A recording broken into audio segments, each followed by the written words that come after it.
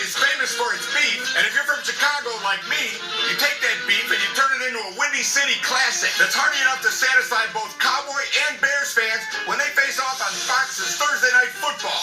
I'm Ray Lampy, Dr. Barbecue. This dish is close to my heart. It's one of my all-time favorites, an Italian beef sandwich. An Italian beef sandwich is usually made with a roast, and you cook it and then slice it real thin.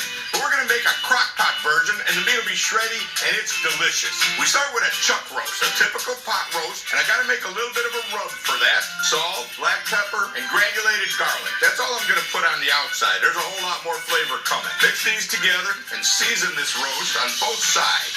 I'm going to set this aside while I put together the gravy ingredients. Gravy's key to Italian beef sandwich. It's got to have a lot of flavor, and you need a lot of it. So we start with 2 cups of water and add a little olive oil.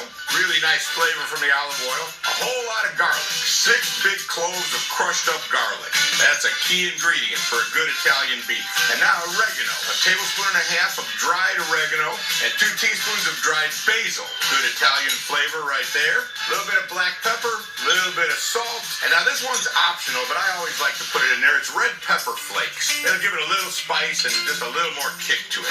All right, my ingredients are ready. Now it's time to go into crock pot. I've got one of these big oval-shaped ones. It's perfect for this roast, the right size. And now all the ingredients to make the gravy, just pour it right over the top. And that's it. Cover it. It's a crock pot. Put it on high for 6 hours, and it should be fall-apart tender. All right, my beef is done. This is going to be a shredded beef sandwich. I find just leave it right in there and use 2 pairs of tongs and just keep tearing at it. And eventually you'll get to a nice shredded beef product. Now it's time to make the sandwiches. This is French bread. In Chicago, we have a very special kind. Any French bread will work. You want to make this sandwich a little bit sloppy. I might even add a little bit of extra juice to it. So I would spoon some of this over because the juice is really good. You want to get the bread kind of wet. Now these sandwiches would be really tasty just like this, but there's a traditional condiment. It's called giardiniera.